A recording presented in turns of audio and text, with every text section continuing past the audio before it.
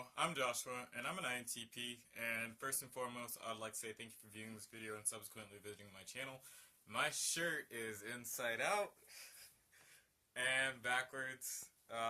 Hopefully you've been enjoying your holiday season, and the this video really isn't going to have a linear topic to it that I'm just going to be able to completely explicate in just the stringent kind of delineated fashion I am able to do with most things. It's really just a leap out into the middle of nowhere, sort of just motivated by the reading of Macbeth I've been doing lately, and Schopenhauer, and the Bible, so many different texts. And what's been really getting on my mind lately is morality and ethics, particularly as it pertains to the history of Western philosophy and thought.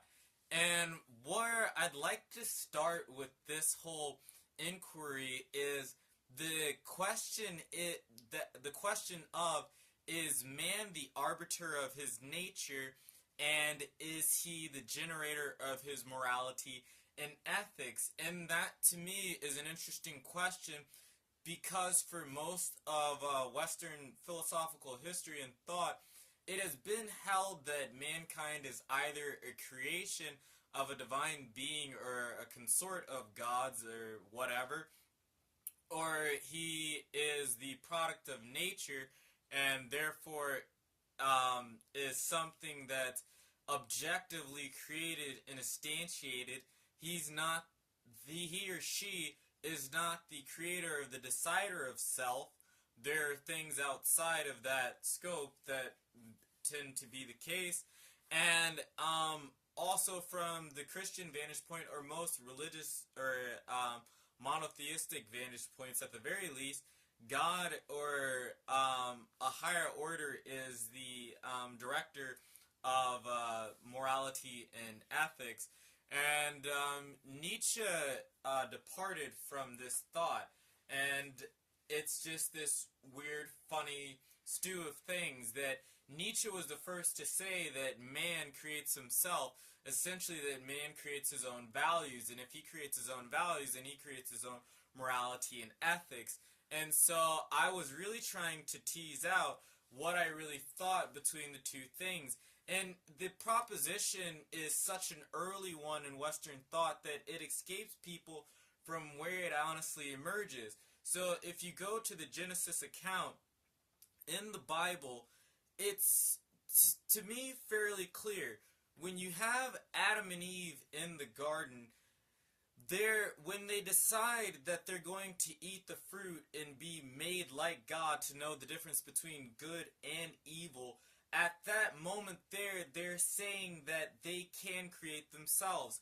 They thus can do something in the world to take and create a self or a being that they did not start out as. They did not start out as a creature that could know the difference between good and evil, but they then did actions that created consciousness in them that brought about existential tragedy, but also brought about existential numinosity, the ability to be imaginative, creative, because now they're aware of their vulnerability within reality, as in the sense that they could now die, be touched, but also create sacrificial items to present to the logos, or the highest order of being, God, and somehow be transcended and lifted by the Holy Spirit or whatever and what have you, an imitation of Christ, and so forth, and so many other things. So at that moment in time, to me, in the Western philosophical history, the question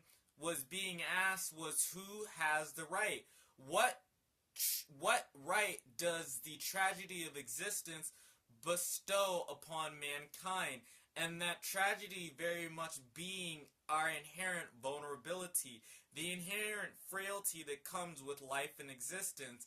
And one can see that this is something that is permeated across the landscape of all organisms, as 99% of all species that have lived on this planet have gone extinct. it is the truest thing that one can infer from that, that if at the very least this world is inhospitable to life for any prolonged period, it's inhospitable to the satiations of drives, desires, maxims, emotive qualities, and the whole regarding conceptual items that bring together and make the aggregated self of a person. So simply to say this, that if life is being, or earth is interacting with people in such a manner that it will kill them, then it acts in such a manner, given that people are emotive things, it acts in such a manner that negates these emotion, motivational, and physical quality desires and needs within the person, because typically it's overstimulation, understimulation, underachievement, or overachievement and excitation that causes something to die or to fail. You either starve somebody, you either give them too much of something, you either don't disenfranchise their permittance to receive something like love, attention, affection, community, understanding, and those things get the person to die. So the world is inhospitable to human solace, existence, satiation. It just really is.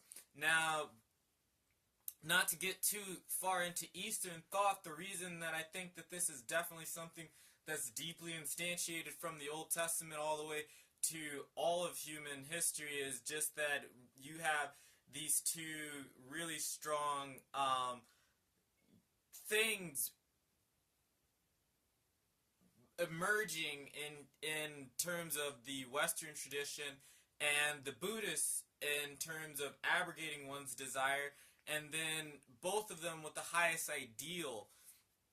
So this is really what's interesting to me, and I'm sorry for bringing Buddhism in there. I'm going to leave it out, but this is what's interesting to me, because asking what right does this thing have creates this question about, well, what should one do? Because you have to kind of recede from the previous question.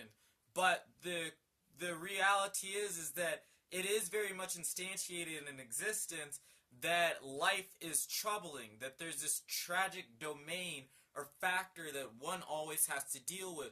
So what must one do? What must one do, and what must one be?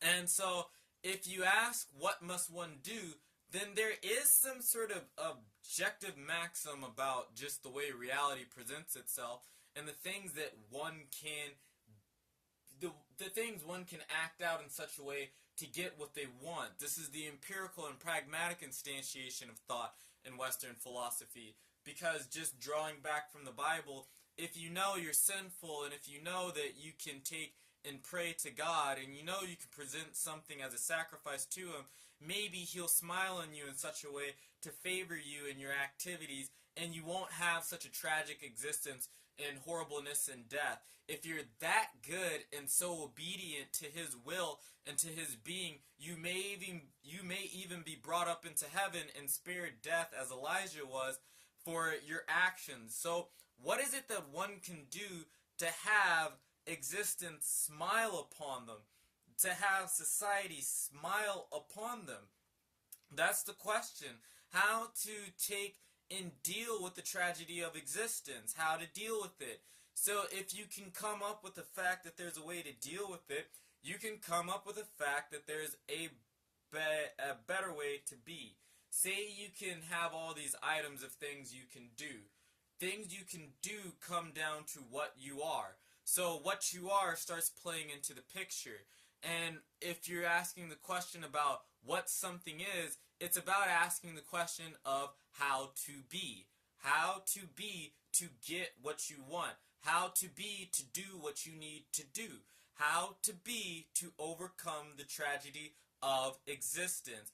Overcome the tragedy of existence in such a way that you can become existential hero for reality. And so the question then emerges, is there any best way to be? Is there any one way a person can do or make themselves or act out to be that makes them such an agent or a person who can be the highest kind of thing? Whatever that is. And that's an archetype for most people.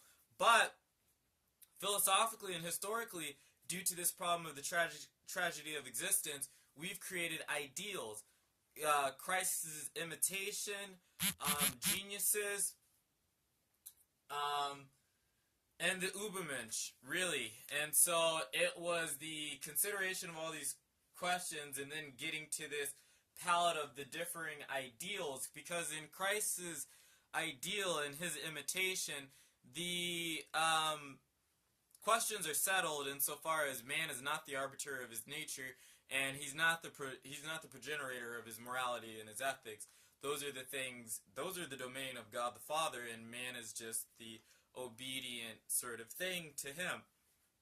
Then, in terms of the genius, it's fairly morally ambivalent and ambiguous, but it does say this, that mankind is not the arbiter of his nature, though that is fairly dependent on the context of what you consider a genius is and whether or not people can make themselves genius. And from my vantage point, you can't make yourself a genius. You either are or you aren't. It's not really, and it's not like, it's not that simple in terms of just pure genetic factors, but there are very tight constraints that make it next to near impossible that most people are geniuses.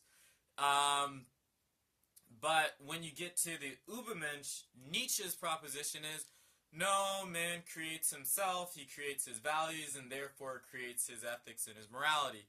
So I was trying to take and sort out really who was right in the place of ideals. And I think firstly, before I address just the whole line of propositions and questions and speculations and jumps and leaps, that first, the kind of neat technology of ideals is this, is that people need to know how to act. They need to know what they ought to strive for, and they need to know how they ought to freaking act. And that is a fairly confusing thing for one to sort out for themselves, because how do you get past the sea of relativism and the infinite regression that comes when you say that all values are one equal, or that there are no real values at all? At least the values themselves are meaningless, so just have your fun. It becomes a really slippery landscape for one to take and traverse at that point, and they become very susceptible to nihilism, totalitarianism.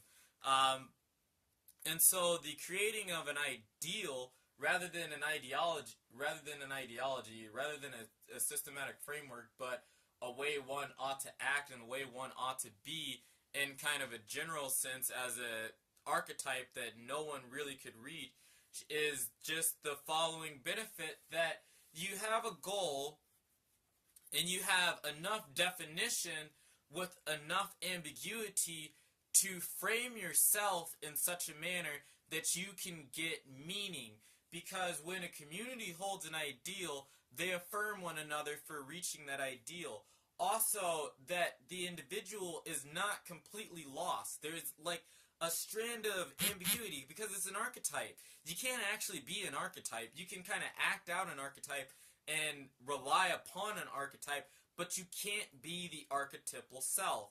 You can only kind of imitate it. And it's not kind of, that's really the only thing you can do is imitate it. But through your imitation, due to your inherent limits as an individual, you will furnish and actualize and create yourself to be something extended and different, but with your deepest nature instantiated in it, but developed and harnessed in such a way that it stands as a higher ordered being, something like a saint, like you've been touched or you've been brought to some numinous or enlightened level, of something, and this seems to be all of religious tradition, right, and Western philosophy, very really. And that's the whole function of the tool of the ideal. And so it's a very powerful abstraction that people came up with at some point in history, and it's something like the transformative agency within people or the dying savior. And so there's a utility in that idea, and we definitely need to reconsider it within the 21st century and just trying to revive our ideals. Now looking at I guess the tail of the tape and the facts per se as they stand, for a very real reason I have to believe, even as somebody who's not a Christian, that mankind is not the arbiter of his nature. Really, that there is a deep biological history that's instantiated within a person, and that the brain, being the self-organizing system that it is, with its various nodes of repeated organization, predetermined packages of firing ready-made action structures, even to the very top of the cortical level and in the neocortex, and that's not even subcortical, that there's so much of us that we do not get to choose of what we're going to be, how we're going to think, how we're going to act, our IQ, personality disorders, a whole other number and range of factors that just say that people have natures that they have to contend with, that they didn't get to pick, that feel fairly deterministic and are quasi-deterministic because they're quasi-fixed. There's some things you can do about your nature to transform it in a sense, and there's some things that you're not going to do really anything to get rid of, but are going to mitigate and repurpose and things like that. There's just some things about being human that you're not going to do anything about. Or that just completely usurp your volition. And that's contained in Freudian psychology, in the sense that you have an id that your ego is just riding on top of, that's driving you to certain ends and places, and then you're being crushed by the weight of society that's trying to impose these metrics and greater order structures that it values and deems as important for the members of its populace and body on you. And it's just like a weight. You're just this little thing squished underneath these kind of really basically omnipotent forces in a certain way. So what that means to me is that there is no way that really we can be the ones to create ourselves. There's no way in a way like this that organisms, just mammals in general, all have dominance hierarchies. And there's this notion that even though people have a kind of restricted range of values and motivations, that no one person is really that there's still an infinite stream of possibilities that can emerge from this small collection, because how many ways can one select a value? That's basically the question. If there's 12 base values, then how many ways can you select those 12 base values together at any random collection of items that would affect somebody's activity and the moral salience of a community? And yeah, that's like a sort of interesting question, but more so what an individual should observe is that though human beings have these values that are multifarious and differ, organisms, all of them seem to be honed under one value, and it's like nature never gave us a choice in being able to select what's the highest value, and that would be to climb up a dominance hierarchy.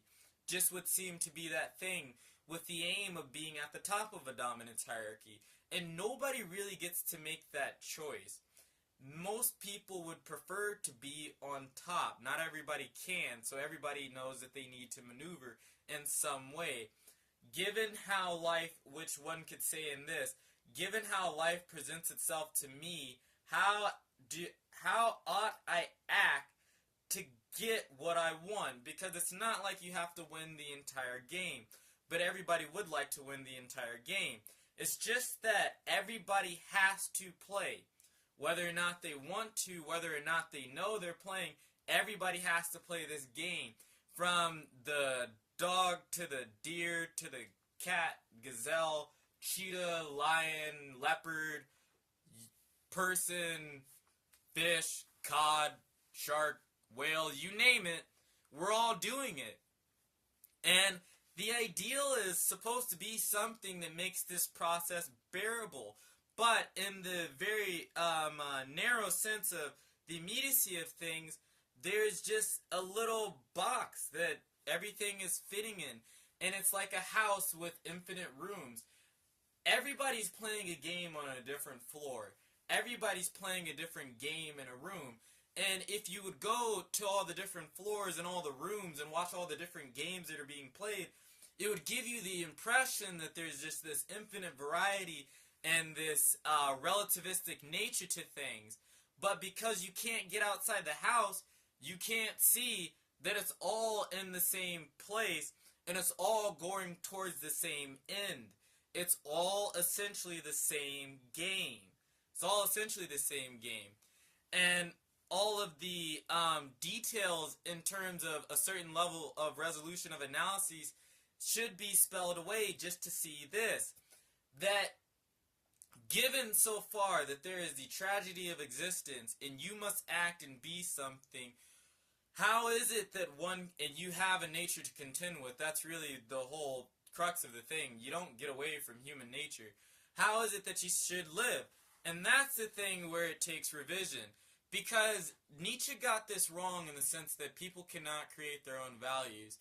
But he was right in so far as this is that we do create our morality and our ethics.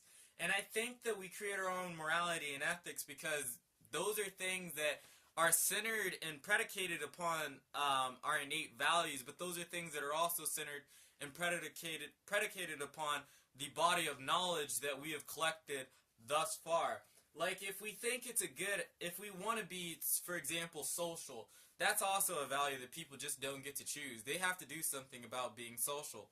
It's just, that's what it means to be human. You're just one big social animal. And so, you value it, but the way you need to do it, or the way you need to play sociality in such a way or use that item is going to change from time to time, given the advances in technology and given the advances in our understanding medicine and our growth in our communities, because just the sheer volume and number of people that we have to live with and be around nowadays just puts a whole different kind of social mandate on us as animals, to where we have these just kind of high social sophisticated prowess that we never had before. Like, I'm not like an INTP that lived in the past. I'm an INTP, but I'm an INTP in the now, which I'm probably more, I'm socially awkward. Like, if you met me in real life, you think I'm awkward. Then if you talk to me in private, you would say, no, he's not awkward, he's just fairly weird and strange. But nonetheless, I'm just kind of perfunctory different than most people. But given that, there is something about just this time and period to where there has just been a great deal of collectiveness, egalitarianism, socially inundated mandates and philosophies being rubbed into everything, to where I'm a fairly agreeable to a certain extent person, even though I'm highly disagreeable.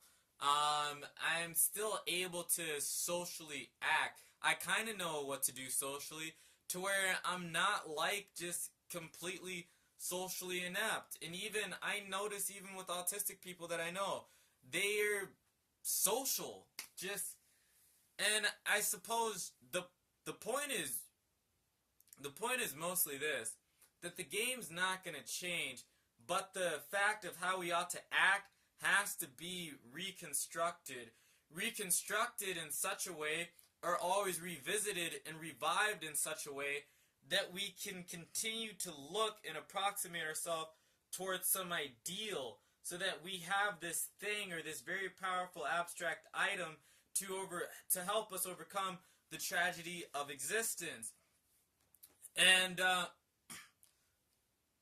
though things differ, the game needs to be maintained. And the trying to maintain the game and trying to update the game, trying to continually to revisit the rules and see how we can write lesser rules or greater rules or higher laws or whatever. We're not going to get outside of the house, but maybe we need to make a new room. Maybe we need to play a new game.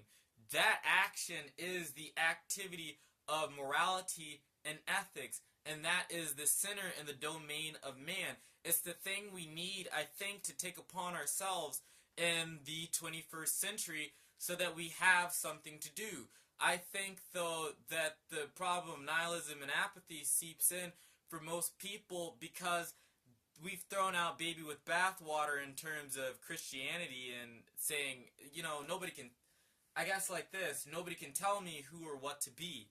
No, nobody can tell you who or what to be, but you should discover for yourself that you're supposed to be this heroic agent. You're supposed to be this kind of thing that's, you're supposed to be approximating yourself to an ideal. What that ideal is going to change with time. It really is. But it's trying to approximate itself to archetypes. Archetypes that have been that are instantiated in our genetic history and have been with us from the dawn of us, it would seem like. And that's something about the collective unconscious and all this numinosity that's not really clear. And honestly is somewhat slippery and opaque to a thinker like myself. But I can say this, that very really there needs to be the 21st century project should be helping man discover himself and organizing what he discovers in such a way to meet the problems of the current century. And let's find the best amalgamation of these things so that we can create a new ideal that's not flooded with ideological notions, that's not all of these interesting sort of false gods and false idols that we've constructed in the 21st century, but something that's true to the nature of mankind and can be the extension of the idea of the Ubermensch, and be the thing that overcomes the world and the inherent tragedy of existence. So I don't really know what the title of this video is, but it's basically on morality ideals and Western philosophy, so I'll title it on morality and idealization, but I don't know. I was just jumping out there. So, yeah, you can tell me what you think. It's honestly just a suggestion and a thought. Have a good day.